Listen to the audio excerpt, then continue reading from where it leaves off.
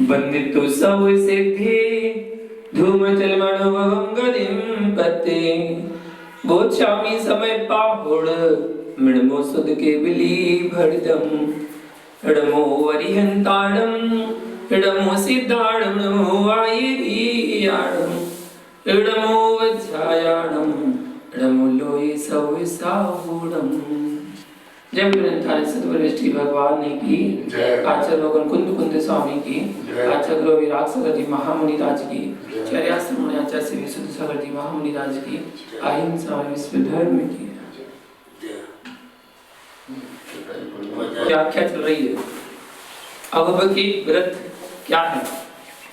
गाथा कहते हैं आचार्य भगवान वत समिति गुत्तियो सील तब जिनवरे हिंपणतम कुवंतो वियवो अन्नाणी मिच देती दो।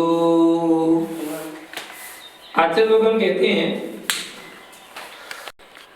व्रत समिति गुप्तया अर्थात व्रत समिति और गुप्ती, सील तपः अर्थात सील और तप, जिन बरे प्रगतम जिन बरे में जिनेश्वर देव ने प्रगतम अलग कहे हैं उनको कुर्वन्नपि अर्थात करता हुआ भी अभव्या अज्ञानी मिथ्या दृष्टि तू अर्थात अभव जीव अज्ञानी है मिथ्या दृष्टि है।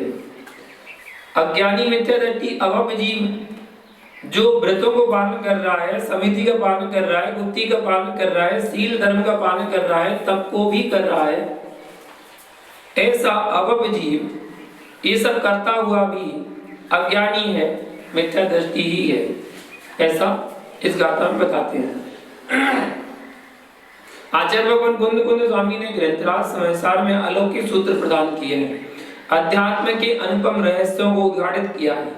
यह अद्भुत ग्रंथ अशरीरी आत्मा को प्रकट करने वाला ग्रंथ है, निर्गंधता को उद्घाटित कराने वाला दिव्य स्रोत है। मुनिराज कैसे बनते हैं? मूल आचार बताता है। मुनि स्वभाव कैसा होता है? ये समयसार बताता है। शरीर के मुनि कैसे बनते हैं? ये मूलाचार बताता है। अनुभव के मुनि कैसे बनते हैं? ये समयसार बताता है। रत्नत्रय से मंडित आत्मा ही समयसार है। रत्नत्रय से मंडित समयसार की उपासना ही श्रावकाचार है। श्रमण साधक समयसार भूत है तथा उनके उपासक समयसार उपासक हैं। श्रवणाचार तन मात्र से श्रम करने का नाम नहीं है, वरन चैतन्य को भगवत्ता की ओर ले जाए वह है श्रवणाचार।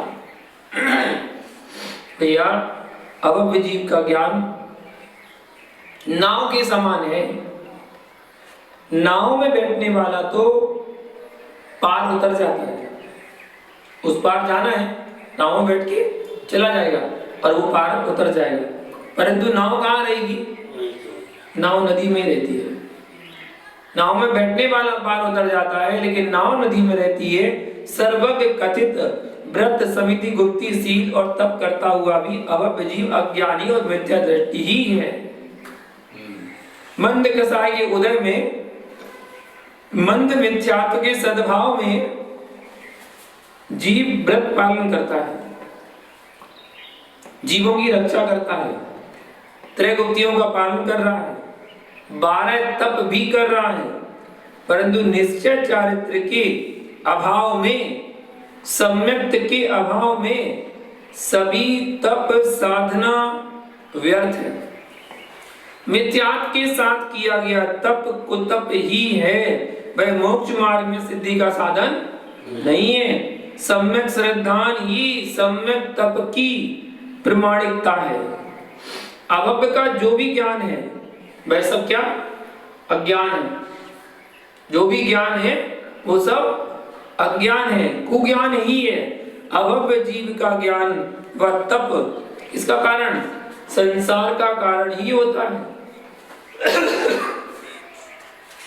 समझो, आंख का दूध और गाय का दूध, दूध तो दूध है, आपका दूध और गाय का दूध, संज्ञा एक है, वर्ण भी एक है, परंतु गुणों में अत्यंत भिन्नता है।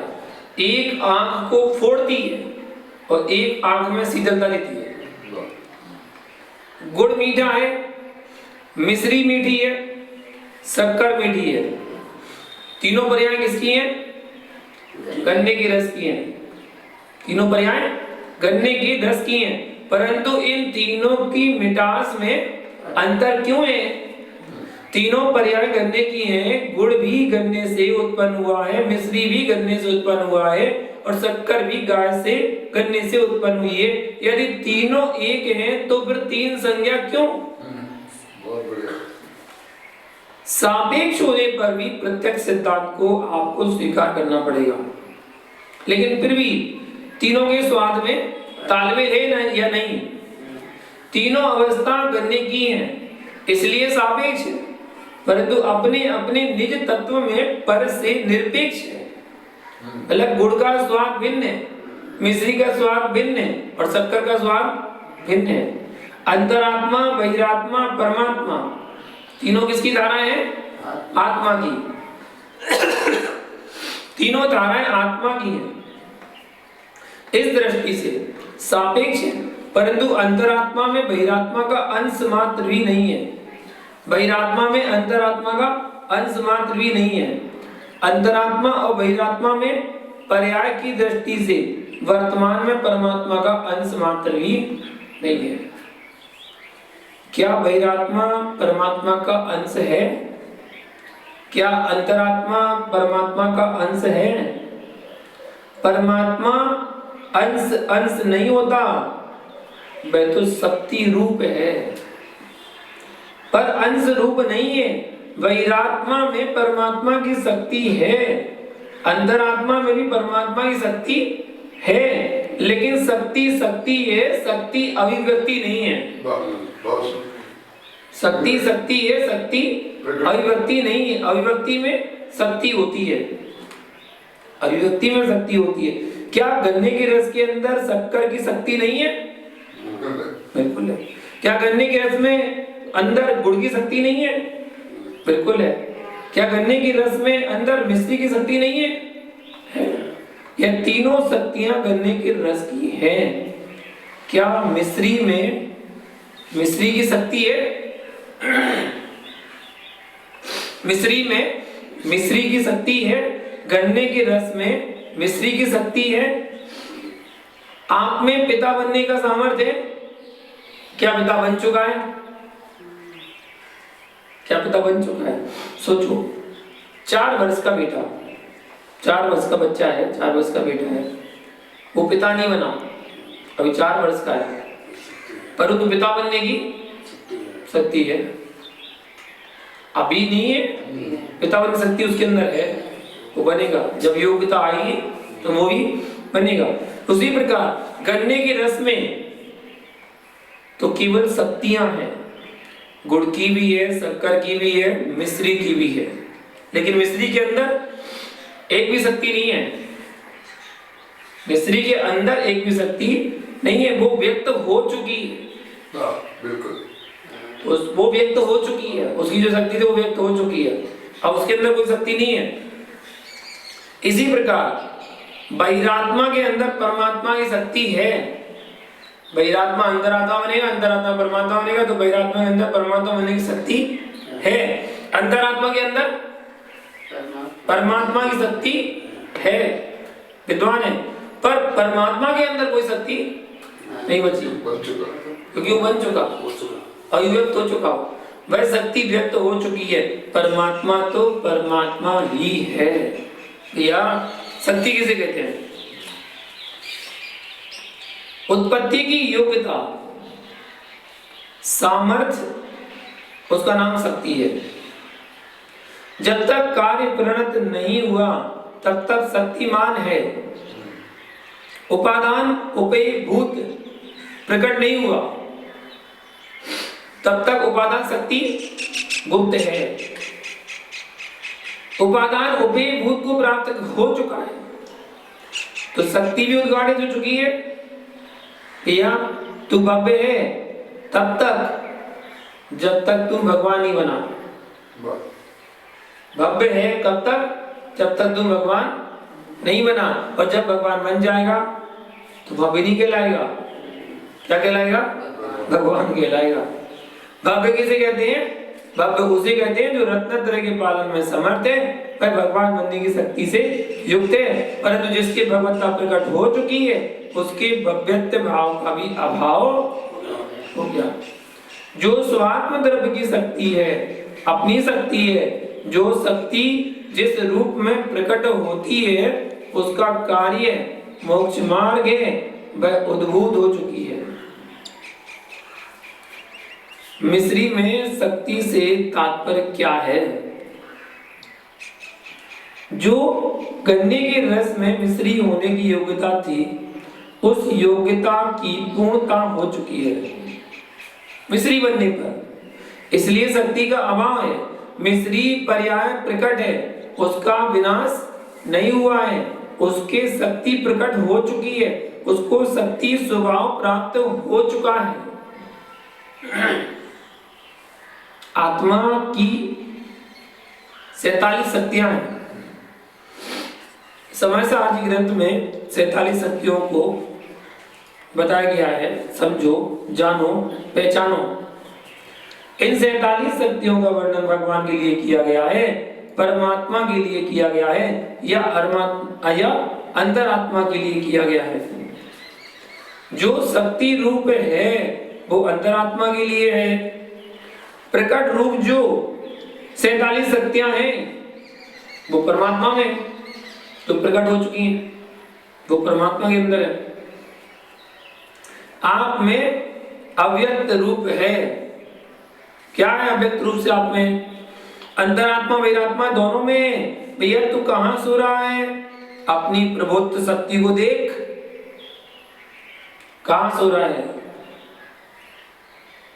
अपनी विभुत्व शक्ति को देखो, अपनी चिद शक्ति को देखो। अशुभ द्रव्य आत्मा ऐसा अपनी शक्ति का ध्यान करता है तो वह शक्ति को प्रकट करने का उद्यम करता है। जो प्रकट करने का पुरुषार्थ करता है उस पुरुषार्थ से शक्ति प्रकट हुई है, ऐसा आगम का वचन। भैया तू सोच रहा है कि मैं तो परमात्मा का आनंद ले रहा हूं और बहिरात्मा से कहेगा कि तुम गुड़ में मिश्री का स्वाद नहीं ले सकता। भैया गुड़ में मिश्री का स्वाद नहीं आएगा, मिश्री में ही मिश्री का स्वाद आएगा। शक्कर में मिश्री का स्वाद नहीं आएगा, अलग ही खाएगा तब स्वाद आएगा। इसी प्रकार से बहिरात्मा को, अंतरात्मा को परमात्मा का आनंद नहीं आएगा, आ नहीं सकता।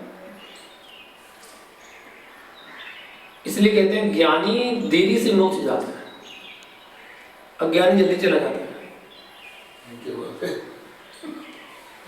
अज्ञानी देर से जल्दी चला जाता है, ज्ञानी देर से जाता है, क्योंकि ज्ञानी पूजा पाठ में फंसा रहता है। पूजा पाठ जाप स्वाध्याय इसी में लगा हुआ है तो वो कहता है यही सही है बस। और कोई अज्ञानी मुनिराज के प्रवचन सुन रहा था और प्रवचन सुन के अचानक उसे एक बात ऐसी लग गई तो उसके दिल कर गई। उसने गुरुदेव दीक्षा दे दो अब तो बस। बोले घर वालों से पूछ के आओ, क्या करना पूछ के, कल्याण तो हमें करना है ना अपना, बस पैदा हो गया दीक्षा दे। कल्याण स्वयं को करना है, घर वालों को नहीं करना कल्याण।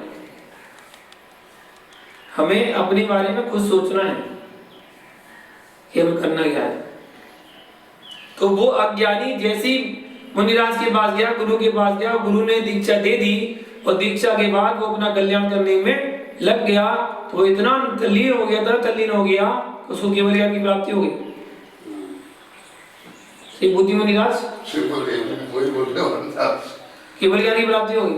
अब जिन गुरु ने दीक्षा दी थी वो गुरु आ गए गंधकुटी में, भगवान धर्म का उपदेश दीजिए, सब कुछ संभव है। गन्ने से गुड़ बनाने वाले किसान को उसकी वर्तमान की, गन्ने की पर्याय में, रस की पर्याय में, गुड़ पर्याय, शक्कर पर्याय और मिश्री पर्याय, तीनों पर्याय असत्य भूत हैं, परंतु वो अपने ज्ञान से असत्य भूत पर्याय को सत्य भूत में देख रहा है, तभी तो प्रकट कर रहा है।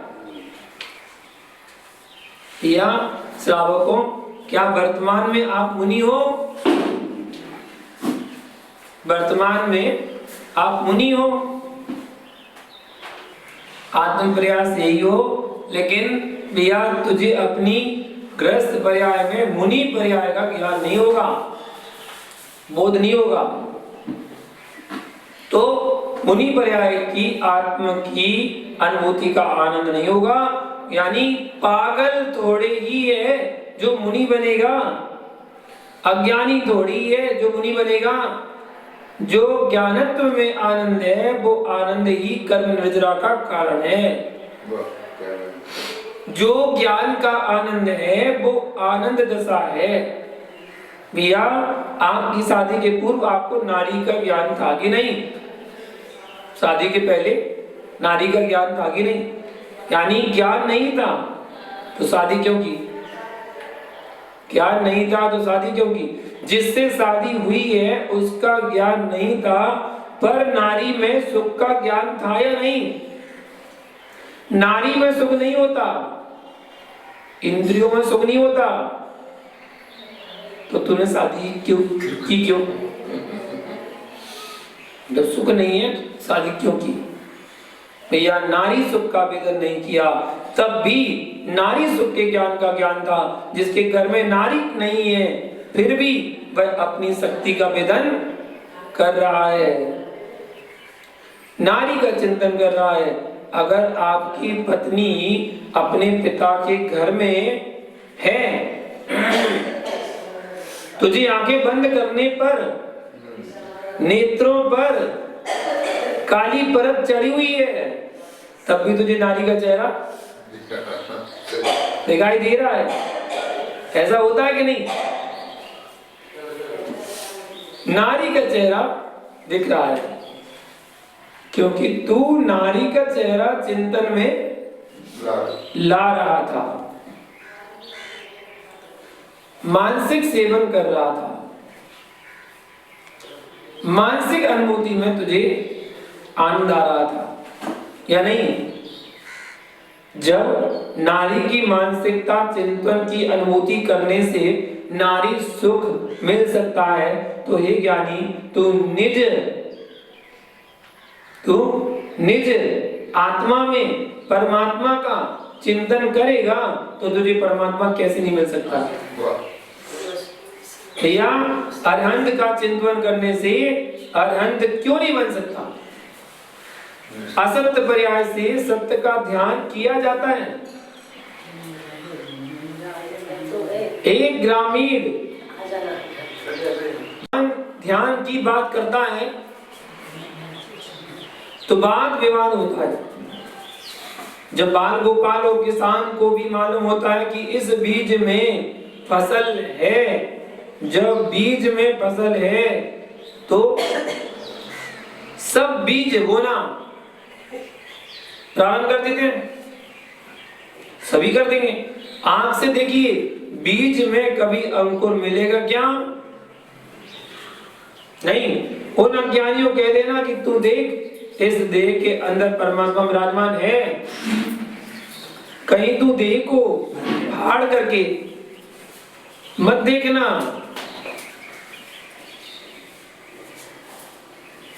परमात्मा को जानना चाहता है तो ज्ञानी अज्ञानी जैसे बीज में देखने से अंकुर नहीं दिखाई देता, वैसे बीज को जमीन में बोएगा तभी दिखाई देगा। ऐसे ही देह के अंदर भगवान को चाहता है तो ज्ञान की भूमि में तुझे अपने आप को ढालना होगा। उसके अंदर अंकुर परमात्मा प्रकट होगा। जो अंकुर प्रकट होगा, परमात्मा का अंकुर प्रकट होगा। बीज में वृक्ष है, बीज में अंकुर है, बीज में वृक्ष है, बीज में अंकुर है, बीज में संतान है, रस में संतान है, तो रस में संतान निकाल कर दिखाओ। है, बीज में से संतान निकाल कर दिखाओ। बीज के पूर्व में संतान नहीं होगी, रस के पूर्व में संतान नहीं बैठी, रस बीज का तद्भूत संयोग होने के बाद पाक समय आएगा, तब जाकर संतान मिलेगी, ऐसे नहीं मिलेगी। खाली बीज में संतान नहीं मिलेगी। ऐसे ही अज्ञानी जी भी सोच कर बैठे हैं मैं भगवान शून्य हूं। भगवान शून्य अवश्य है, लेकिन तू प्रकट कर लेगा तो तद्भूत प्रगति बनेगी। अब यह सोचो कि भगवान बन जाऊं, तो यानी भगवान बन पर ग्रहणी नेत्रों में वास कर रही है। अरे भगवान बनने के लिए नेत्रों से निकालना पड़ेगा। भैया इस अहम को छोड़ दो कि मैं सबको जानता हूं, सबको जानने वाला तो मात्र सर्वज्ञ है, उससे पहले कोई सब कुछ नहीं जानता। जीव का तत्व ज्ञान, तत्व निर्णय कैसे कैसे प्रलयता को प्राप्त हुआ है, तो एक दूसरे के माध्यम से आपके तत्व का सम्यक दर्शन होना चाहिए। हो सकता है तुम विपरीत निर्णय लेकर बैठे हो और उसी की धारा में चल रहे हो। भैया आजकल आपकी प्रणाली में भी आ चुका है कि शुद्ध श्रावक शुद्ध खाना खाता हूं, कुछ मसाले शुद्ध मसाले खाता हूं, गर्म पानी पीता हूं। मन में आ गया, अरे भैया किसी की चर्या को देख करके सम्यक का निर्णय नहीं मान लेना, क्योंकि जगत में कुलिंग ऐसे हैं जो क्रिया सम्यक पालते हैं, परंतु सिद्धांत विपरीत लिंग विपरीत है, उसका पूरा मोक्ष मार्ग ही विपरीत है। मोक्ष मार्ग है ही नहीं उसके पास। ऐसे ही ठीक, यानी आलू नहीं खाता, प्याज नहीं खाता, अमर्यादा का मसाला नहीं खाता, बाजार की वस्तु नहीं खाता। ऐसा करने के बाद भी तुम्हारा कहीं तत्व विपर्यास चल रहा है। देव शास्त्र गुरु की वस्तु नहीं खाता, ऐसा करने के बाद भी तुम्हारा कहीं तत्व विपर्यास चल रहा है। देव शास्त्र गुरु में विपर्यास चल रहा है, ग्रंथों में वेद दृष्टि चल रही है, यानी तुम्हारा सम्यक बहुत दूर है। सम्यक बहुत दूर है, मोक्ष मार्ग भी बहुत दूर है। या इससे ख्याति, लोग प्रशंसा तो मिल सकती है, मिल जाएगी। आपका बहुत अच्छा आचरण है, लेकिन भीतर का तत्व निर्णय विपरीत चल रहा है, विपरीत चल रहा है। जो वो आचरण ऐसे ही होगा। बताओ, ख्याति, लोग, प्रशंसा तो मिल जाएगी, समझना। ख्याति, लोग, प्रशंसा तो मिल जाएगी कि आपका बहुत अच्छा आचरण है, लेकिन भीतर का तत्व निर्णय विपरीत चल रहा है। बाहर से तो साधना चल रही है, खूब व्रत उपवास चल रहा, तब चल रहे हैं, लोग ख्याति तो फैल जाएगी, बहुत अच्छा आचरण है, लेकिन अंदर से तत्व निर्णय विपरीत चल रहा है, तो वो आचरण ऐसा ही होगा। बताऊं कैसा? तूने मखमली कीड़ा देखा क्या? जब प्रथम वर्षा होती है तो वो बहुत सुंदर दिखाई देता है, लाल कीड़ा होता है, बहुत सुंदर, लोगों के मन को भाता है। मयूर को देखो, उसके पंख कितने बढ़िया हैं, उसका शरीर कितना बढ़िया है, लेकिन उसके पैर को देखो कैसे है। तो वैसा ही है उसका आचरण। जिसके बहिरंग भेष पवित्र है और अंतरंग चारित्र पवित्र नहीं है, वे मयूर जैसे सुंदर पंख वाले तो बन जाते हैं, पर सुंदर भाव कभी नहीं बनते। वीर बहुरी जो कीड़ा है वह वही जीव है जिन जीवों में बहिरंग चारित्र की लोक पर्याय बनाने के लिए, लोक प्रशंसा के लिए, ख्याति के लिए बहुत अच्छा कर लिया और अंत में कसाय की तीव्रता बैठी थी कि जो कुछ हूं बस मैं ही हूं, दूसरा कुछ नहीं है, बस ऐसी भावना भरी पड़ी थी। तुम 4 घंटे की सामायिक करो, 50 घंटे की सामायिक करो, आप सामायिक करो, परंतु समता भाव तो धरो। आपको सामायिक का आनंद लेना चाहिए, परंतु अपनी सामायिक का आनंद नहीं लेना चाहिए। दिखाने के लिए, प्रशंसा सुनने के लिए, ख्याति सुनने के लिए ये मन में चाय नहीं रखना चाहिए। सामायिक मतलब समता भाव को धारण करना। तात्पर्य क्या हुआ, जो सामायिक में लीन है उसकी आनंद की अनुभूति तो रहना चाहिए, पर तू मैं सबसे अच्छी सामायिक करने वाला हूं, ऐसी अनुभूति में चला गया। जब तक यह अनुभूति चल रही है तब तक तुझे सामायिक की अनुभूति नहीं है।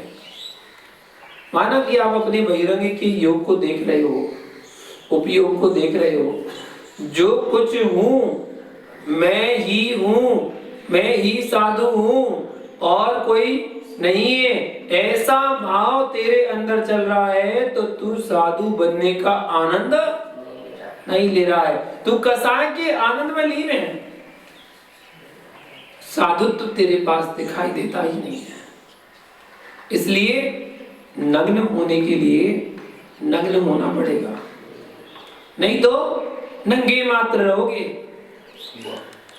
वस्तु से नग्न हो गए, वासनाओं से नग्न हो गए, परंतु अन्य कसायों से नग्न नहीं हुए तो भैया तुम नंगे हो। मात्र स्त्री सुख का त्याग करना ब्रह्मचर्य नहीं है। मन में जितने प्रकार के अहम आदि मान कसाय चल रही हैं वह तुझे डुबाएगी, उभार नहीं पाएंगे। वाय अंतरंग की निर्मल परिणति ही तुझे संसार सागर से पार उतार पाएगी। भैया अभव जीव की परिणति मालूम कैसी, थुर्रा मूंग के समान है।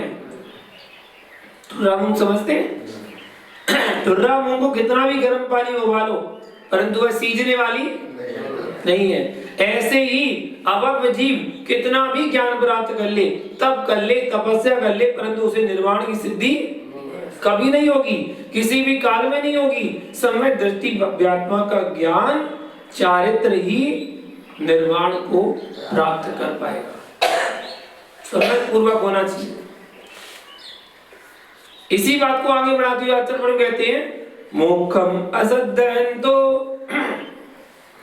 अब भी सत्तो दूजो अधि एज पाठोड़ा करे द्विगुणम असद्धंतस प्राणम तु।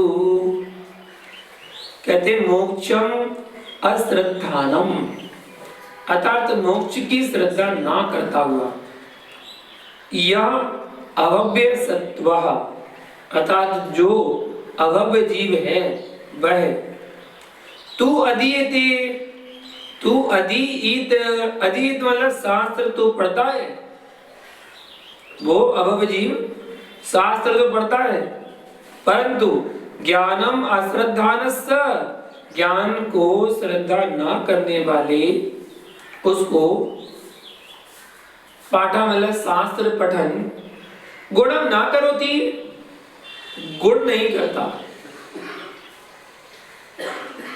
आचार्य भगवान कुंद स्वामी ग्रंथराज समय सार जी में ज्ञान स्वभाव की व्याख्या कर रहे हैं। त्रैकालिक प्रभावों से ही भिन्न निज स्वभाव से अभिन्न, पर भाव से असहाय जो परिणत है, निज स्वभाव में वही सहकारी वृत्ति है, सम्यक सहित है। तो निर्जरा के साधन है, मोक्ष के कारण है। सम्यक शून्य है तो पुण्याश्रव के कारण है। पुण्याश्रव की तीव्रता के कारण अभव्य जीव भी कहां की यात्रा कर लेता है? 9वें गिरिवल तक की यात्रा कर लेता है। परिणामों की विशुद्धि और पुण्याश्रव, इन दो पर ध्यान दीजिए। इन दो पर ध्यान दे लिया तो 9वें गिरिवल तक पहुंच सकते हैं। यदि सम्यक के साथ परिणामों की विशुद्धि है तो वह संसार में निर्बंध होने का कारण है।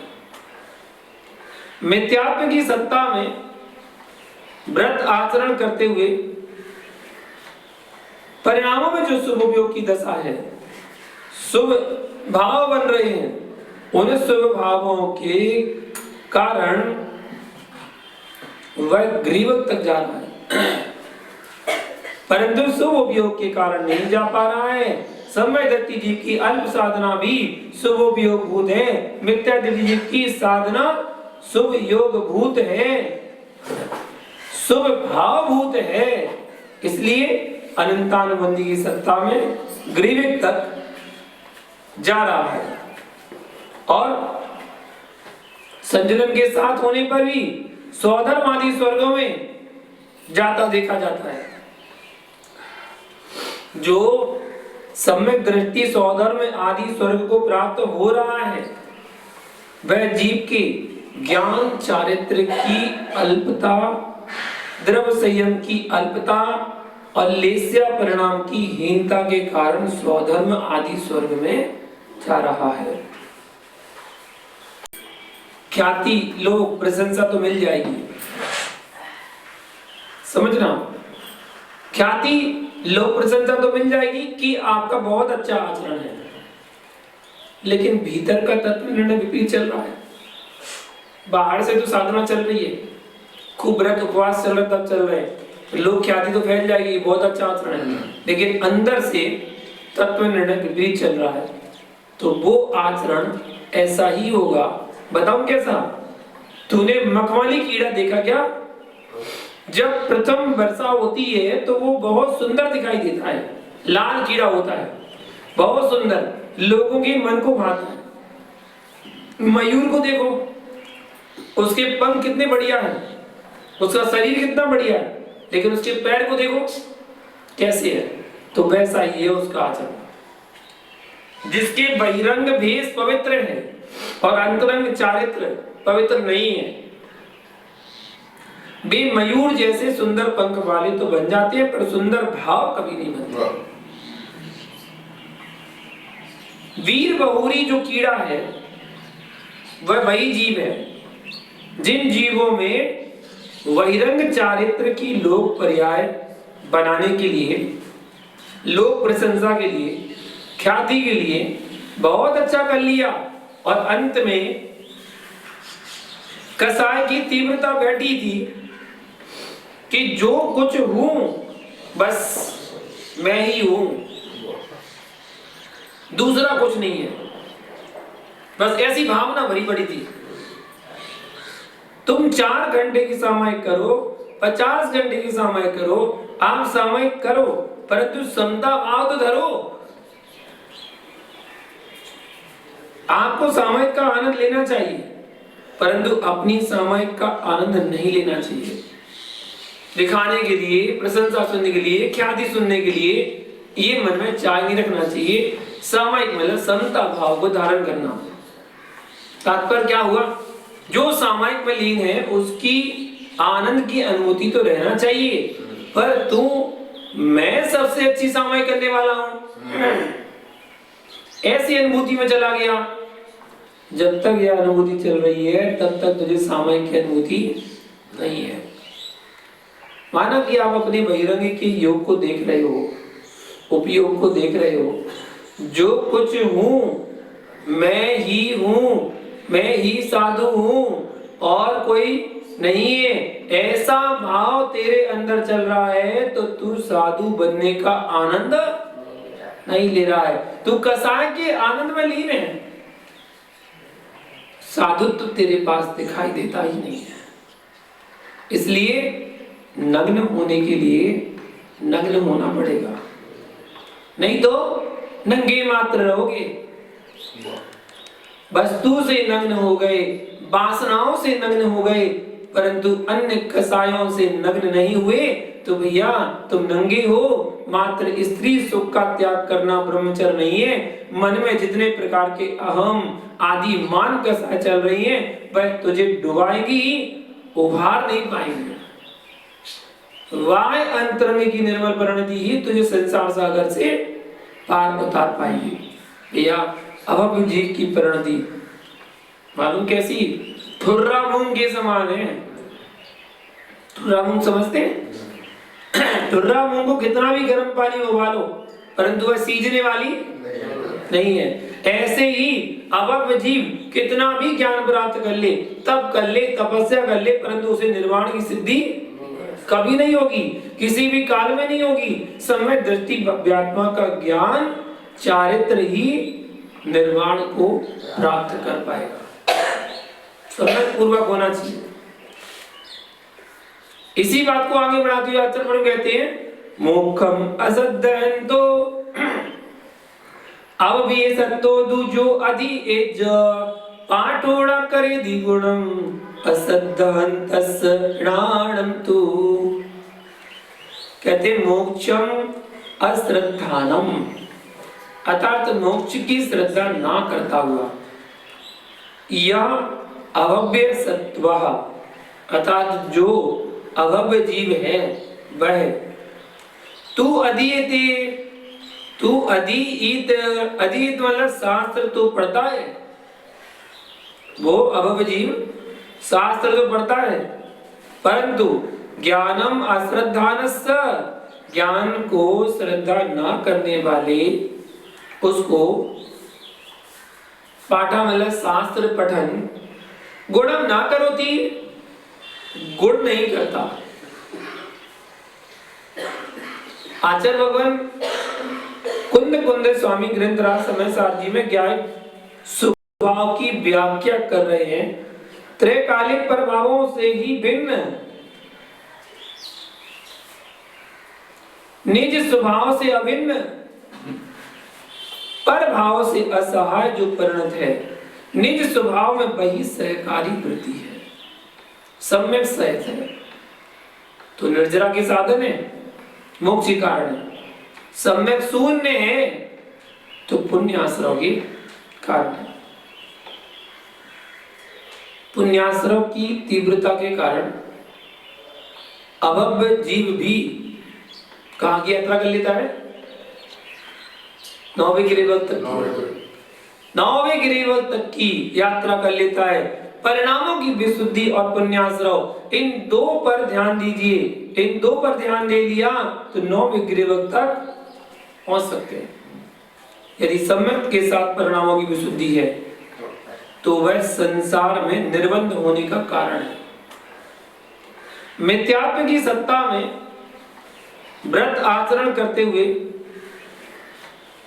परिणामों में जो शुभ उपयोग की दशा है, शुभ भाव बन रहे हैं, उन शुभ भावों के कारण वह ग्रीवक तक जा रहा है, परंतु शुभ उपयोग के कारण नहीं जा पा रहा है। समय दत्ती जी की अल्प साधना भी शुभ उपयोग भूत है, मिथ्या दत्ती जी की साधना शुभ योग भूत है, शुभ भाव भूत है। इसलिए अनंतानुबंधी की सत्ता में ग्रीविक तक जा रहा है और संजलन के साथ होने पर भी स्वधर्म आदि स्वर्गों में जाता देखा जाता है। जो सम्यक दृष्टि स्वधर्म आदि स्वर्ग को प्राप्त हो रहा है वह जीव के ज्ञान चारित्र की अल्पता, द्रव संयम की अल्पता और लेस्या परिणाम की हीनता के कारण स्वधर्म आदि स्वर्ग में जा रहा है। ख्याति, लोग, प्रशंसा तो मिल जाएगी। समझना, ख्याति, लोग, प्रशंसा तो मिल जाएगी कि आपका बहुत अच्छा आचरण है, लेकिन भीतर का तत्व निर्णय विपरीत चल रहा है। बाहर से तो साधना चल रही है, खूब व्रत उपवास चल रहा, तब चल रहे हैं, लोग ख्याति तो फैल जाएगी, बहुत अच्छा आचरण है, लेकिन अंदर से तत्व निर्णय विपरीत चल रहा है, तो वो आचरण ऐसा ही होगा। बताऊं कैसा? तूने मखमली कीड़ा देखा क्या? जब प्रथम वर्षा होती है तो वो बहुत सुंदर दिखाई देता है, लाल कीड़ा होता है, बहुत सुंदर, लोगों के मन को भाता है। मयूर को देखो, उसके पंख कितने बढ़िया हैं, उसका शरीर कितना बढ़िया है, लेकिन उसके पैर को देखो कैसे है। तो वैसा ही है उसका आचरण। जिसके बहिरंग भेष पवित्र है और अंतरंग चारित्र पवित्र नहीं है, वे मयूर जैसे सुंदर पंख वाले तो बन जाते हैं, पर सुंदर भाव कभी नहीं बनते। वीर बहुरी जो कीड़ा है वह वही जीव है जिन जीवों में बहिरंग चारित्र की लोक पर्याय बनाने के लिए, लोक प्रशंसा के लिए, ख्याति के लिए बहुत अच्छा कर लिया और अंत में कसाय की तीव्रता बैठी थी कि जो कुछ हूं बस मैं ही हूं, दूसरा कुछ नहीं है, बस ऐसी भावना भरी पड़ी थी। तुम 4 घंटे की सामायिक करो, 50 घंटे की सामायिक करो, आप सामायिक करो, परंतु समता भाव तो धरो। आपको सामायिक का आनंद लेना चाहिए, परंतु अपनी सामायिक का आनंद नहीं लेना चाहिए। दिखाने के लिए, प्रशंसा सुनने के लिए, ख्याति सुनने के लिए ये मन में चाय नहीं रखना चाहिए। सामायिक मतलब समता भाव को धारण करना। तात्पर्य क्या हुआ? जो सामायिक में लीन है उसकी आनंद की अनुभूति तो रहना चाहिए, पर तू मैं सबसे अच्छी सामायिक करने वाला हूं, ऐसी अनुभूति में चला गया। जब तक यह अनुभूति चल रही है तब तक तुझे सामायिक की अनुभूति नहीं है। माना कि आप अपने बहिरंग के योग को देख रहे हो, उपयोग को देख रहे हो, जो कुछ हूं मैं ही हूं, मैं ही साधु हूं और कोई नहीं है, ऐसा भाव तेरे अंदर चल रहा है तो तू साधु बनने का आनंद नहीं ले रहा है, तू कसाय के आनंद में लीन है। साधुत्व तेरे पास दिखाई देता ही नहीं है। इसलिए नग्न होने के लिए नग्न होना पड़ेगा, नहीं तो नंगे मात्र रहोगे। वस्तु से नग्न हो गए, वासनाओं से नग्न हो गए, परंतु अन्य कसायों से नग्न नहीं हुए तो भैया तुम नंगे हो। मात्र स्त्री सुख का त्याग करना ब्रह्मचर्य नहीं है। मन में जितने प्रकार के अहम आदि मान कसाय चल रही हैं वह तुझे डुबाएगी, उभार नहीं पाएंगे। वाय अंतरंग की निर्मल परिणति ही तुझे संसार सागर से पार उतार पाएगी। भैया अभव जीव की परिणति मालूम कैसी? ठुर्रा मूंग के समान है। ठुर्रा मूंग समझते हैं? ठुर्रा मूंग को कितना भी गर्म पानी में उबालो परंतु वह सीजने वाली नहीं है। ऐसे ही अभव जीव कितना भी ज्ञान प्राप्त कर ले, तब कर ले, तपस्या कर ले, परंतु उसे निर्वाण की सिद्धि कभी नहीं होगी, किसी भी काल में नहीं होगी। सम्यक दृष्टि व्यात्मा का ज्ञान चारित्र ही निर्वाण को प्राप्त कर पाएगा। सम्यक पूर्वक होना चाहिए। इसी बात को आगे बढ़ाते हुए आचार्य प्रभु कहते हैं मोक्षम असद्धंतो अब भी सत्तो दूजो अधि एज पाठोड़ा करे द्विगुणम असद्धहंतस प्राणम तु।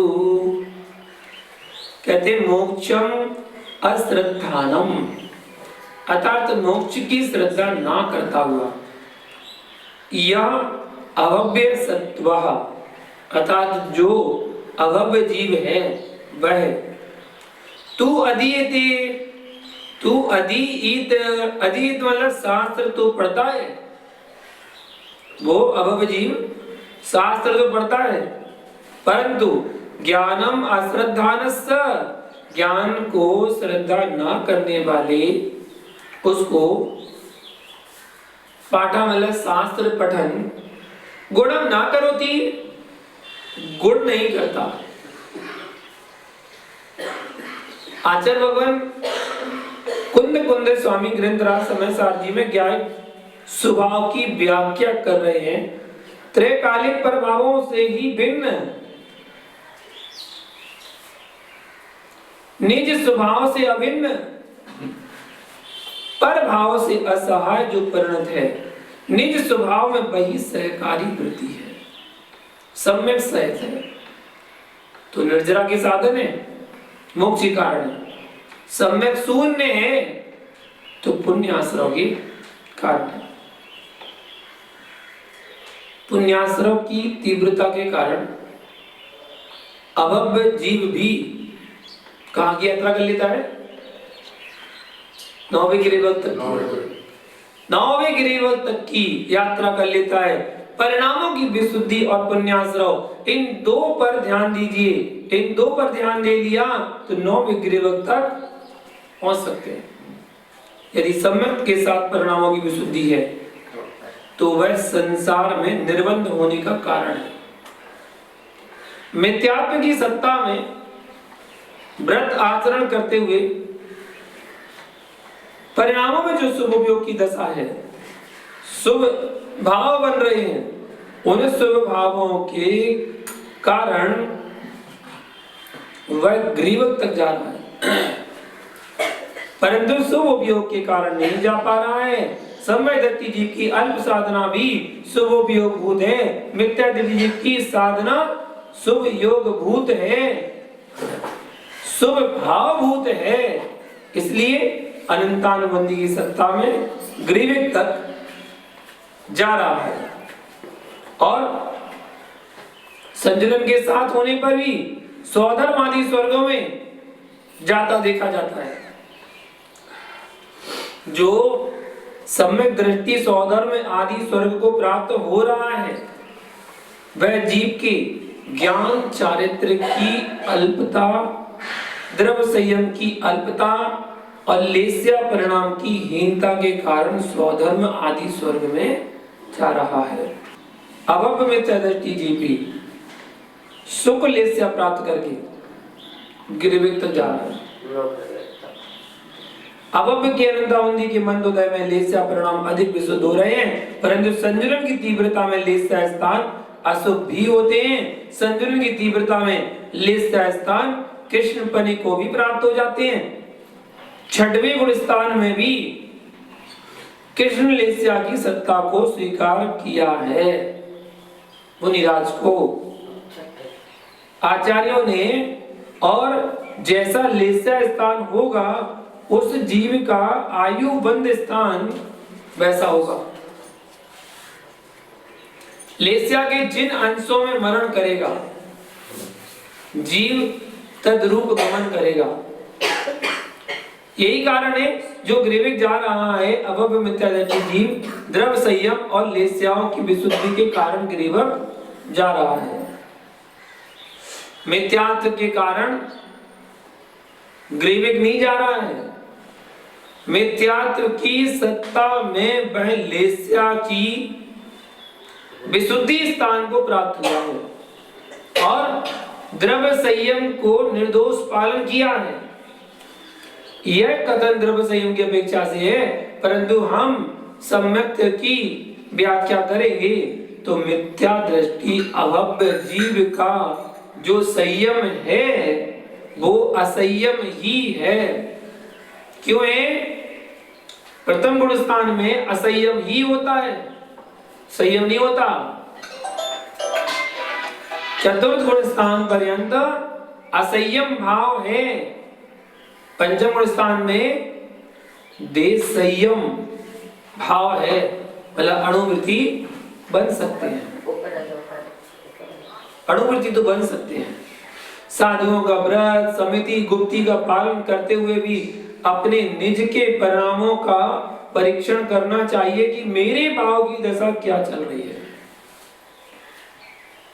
हे जीव, तेरे परिणाम जिन निमित्तों से हो रहे हैं वे निमित्त तेरी आत्मा का धर्म नहीं है, और जो परिणाम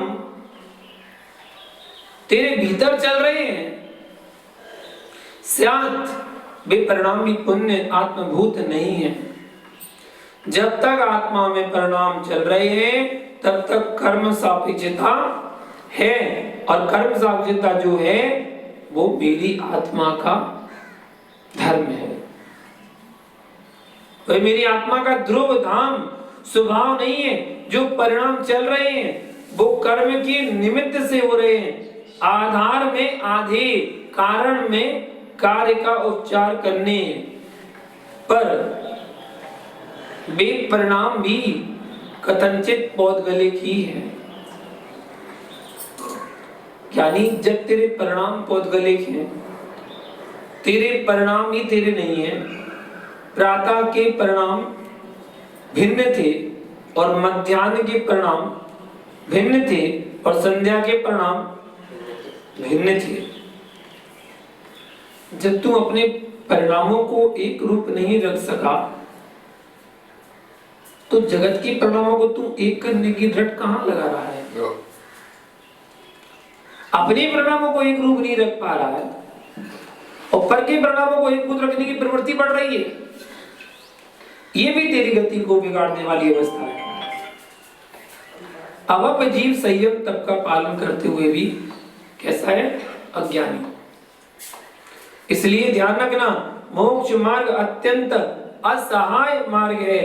इस मोक्ष मार्ग में पर की ही सहायता का भाव करेगा, उतने अंशों में मोक्ष महल से तू च्युत होगा निश्चित। देने दोने पर मिटाई तो है, दोने पर मिटाई तो है, पर दोना मिठाई नहीं है। बिल्कुल ठीक है ना? दोनों पर मिठाई तो है पर दोना मिठाई नहीं है। लेकिन वो दोना किस रेट में मिलता है? वो सस्ता, वो सस्ता। दोना की कोई वैल्यू नहीं है, शरीर का कोई वैल्यू नहीं है। अरे जब वो मिठाई की संगति करता है तो मिठाई की रेट में बिकता है। 500 रुपए किलो मिठाई है तो 500 रुपए किलो बिकेगा वो दोना। वो डब्बा जो डिब्बे में मिठाई लग के आ रहे हो, 500 रुपए किलो मिठाई है तो डिब्बा पहले रखिएगा, वो मिठाई बाद में रखेगा उसमें, और वो डिब्बा भी 500 रुपए किलो में बिकेगा। उस डिब्बाई में रख के उसकी संगति कर ली उसने, अच्छी की संगति, उसकी संगति कर ली उसने। तो दोना मिठाई नहीं है, फिर भी मिठाई की रेट में बिक रहा है। दोना खरीदता तो अवश्य पड़ता, दोना खरीदना तो अवश्य पड़ता है। आप सोचो ना कि नहीं खरीदना मैं दोना, लेकिन खरीदना पड़ेगा क्योंकि उसमें मिठाई रखी है, उसमें मिठाई रखी, आपको खरीदना पड़ेगा। आप सोचो नहीं खरीदे तो खरीदना पड़ेगा, पर दोने को खाने के लिए नहीं खरीदा, मिठाई को खाने के लिए खरीदा है। मिठाई को खाने के लिए खरीदा, दोनों को खाने के लिए नहीं खरीदा, पर कीमत दोनों की देनी पड़ती है। श्रद्धा में यही बात होती है, यही होता है कि दोने की मिठाई खाने के बाद जेब में नहीं रखेगा, उसे फेंकना ही पड़ेगा, उस दोने को फेंकना ही पड़ेगा खाने के बाद। इसी प्रकार से पंच परमेष्टि का आलम्बन पंच परमेष्टि के आलम्बन के लिए नहीं होता है, पंच परमेष्टि का आलम्बन निज में परमात्मा की प्रकट करने के लिए ही होता है। अपनी आत्मा में परमात्मा को प्रकट कैसे करें? जब निज का भगवान प्रकट होगा तब पंच परमेष्टि भी सहज हो जाएंगे। वो जब तक आपको परमेष्टि में गाढ़ राग बैठा हुआ है, यानी मेरे अरहंत, मेरे सिद्ध, मेरे आचार्य, मेरे उपाध्याय, मेरे साधु, ऐसा भाव निज से भिन्न परमेष्टि में मेरापन चल रहा है, तब तक निज से भिन्न परमेष्टि का निज परमेष्टि पना तो दूर रखिए, तेरा निज का निज में परमेष्टि पना भी तेरे बंध का कारण है।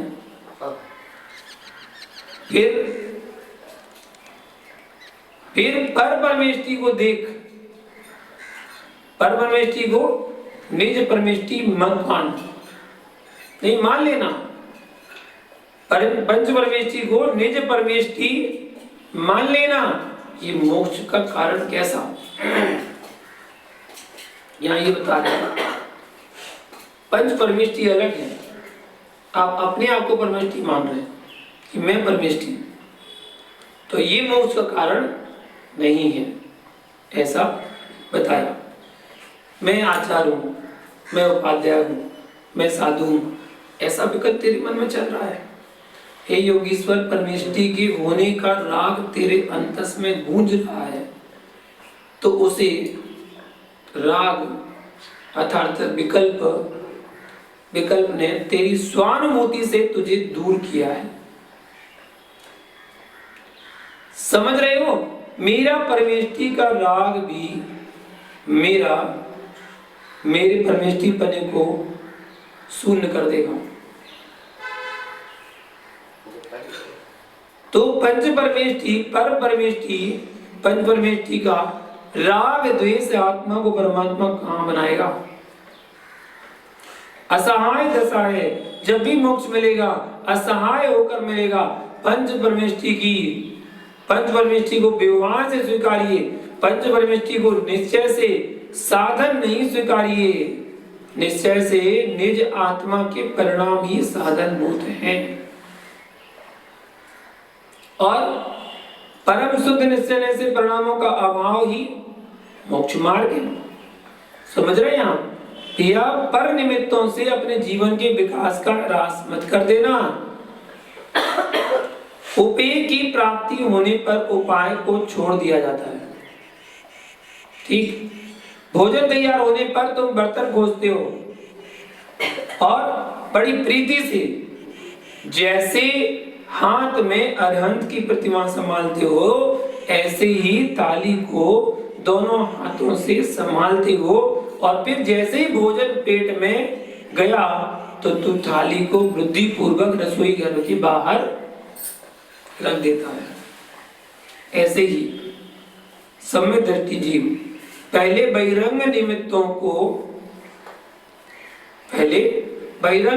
को संग्रहित करता है, और ज्ञानी अपने निज उपेय की प्राप्त कर लेता है, तो उपायों का भी विसर्जन कर देता है। भैया लक्ष्य में तो रखना ही चाहिए। यदि ये विषय लक्ष्य में नहीं है तो विश्वास रखना सम्यक भी नहीं है। जिसकी दृष्टि में उपेय नहीं है, उपाय किसके लिए? फल दृष्टि होना चाहिए। जो दिगंबर मुद्रा को प्राप्त करके भी उपेय पर दृष्टि नहीं डाल रहा है, वो भारत भूमि के किसान से भी गया बीता अज्ञानी जीव है। क्यों? कृषक जो है वो भी उपाय करता है उपेय के लिए, फसल प्राप्त करने के लिए करता, अच्छे से करता है। फल के लिए बीज बोता है। यदि दृष्टि में फल नहीं है तो बीज क्यों बोएगा?